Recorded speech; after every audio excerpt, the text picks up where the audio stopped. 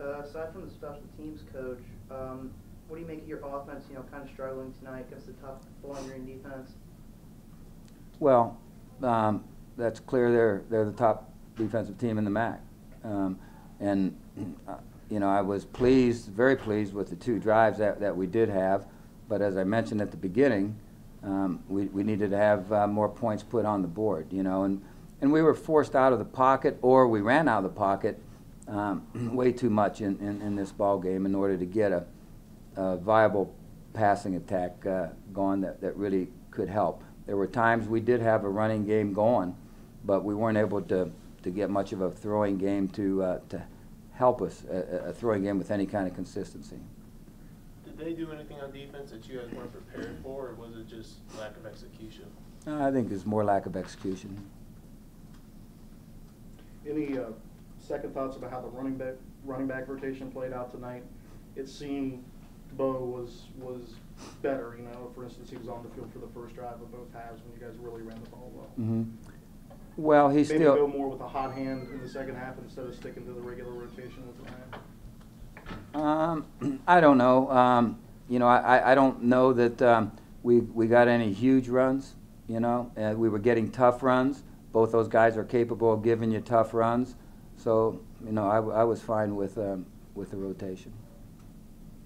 This is a real take the wind out of your sails kind of loss, especially for the senior class. Can you explain what type of impact that has on the ball club here? Well, it's huge for all of our players, I believe. We had a very good season gone, and now we're all of a sudden 8-2, and so now it's time to look at what we're going to do in order to try to make things work for the last 2 ball games. I mean, there's only 2 ways to go. Either you don't practice well and you don't play well and you go into a tailspin at the end, or you battle yourself out of it. And I like to believe that we got the kind of players that'll battle themselves out of it. They're disappointed. There's no question. But I know that the disappointment is reflected in us really not executing very well in a lot of the game, and even though there was some crucial plays where you can kind of point a finger to, there were areas where we could have done better on offense and defense as well as special teams. What do you think you're going to be stressing the most this week in practice heading into Ball State? Well, we'll try to obviously make it a pretty much a regular week. We've had 2 short weeks in a row, and that's tough on our football team. So, we'll try to obviously prepare well, but we'll get a little bit more into routine of a 7-day week instead of a 6 and a 5-day week. So, I think that'll probably be of some help to us, but we'll see how banged up we are and where we're at come tomorrow. We are going to practice tomorrow, or excuse me, take tomorrow off. We will practice on Friday and Saturday morning and make that go into like a regular week. Coach, did you feel like the miscues on special teams deflated the sidelines at all? I mean, did you see guys getting hit at all, or did they try to keep? Well, I think it's very discouraging. Obviously when you give up field position like we were giving up, that's disheartening for everybody on the sideline. And but you've in this game you're going to have those kind of things happen to you. You just gotta you hope they don't happen quite as much as they did tonight, but you got to be ready to make the sudden change and operate effectively.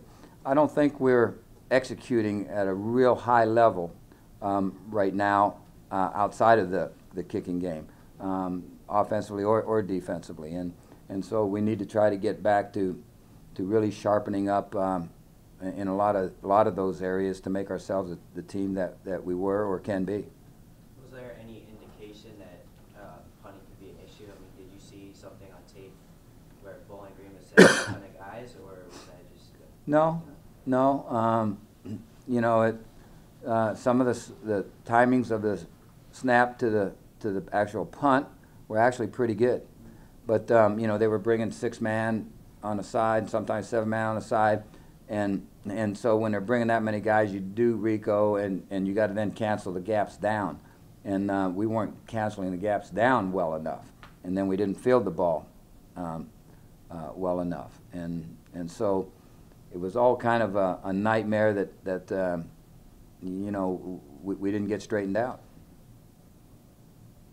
Coach, Samuel ran for a career high against you guys with 180 yards. Would you, obviously the bad tackling was illustrated on his touchdown run. Mm-hmm. Kind of carried the whole team in. Do you say it was more bad tackling, or was it the field position thing, constantly being out there on the field? Oh, well, obviously, if he set a career record, that's probably not good. You know, yeah, it probably means we're not maybe tackling real well. But again, I'll have to look at the film before I can really say. Obviously, I saw some plays from the sideline where it was pretty clear that we didn't do a good job of tackling. But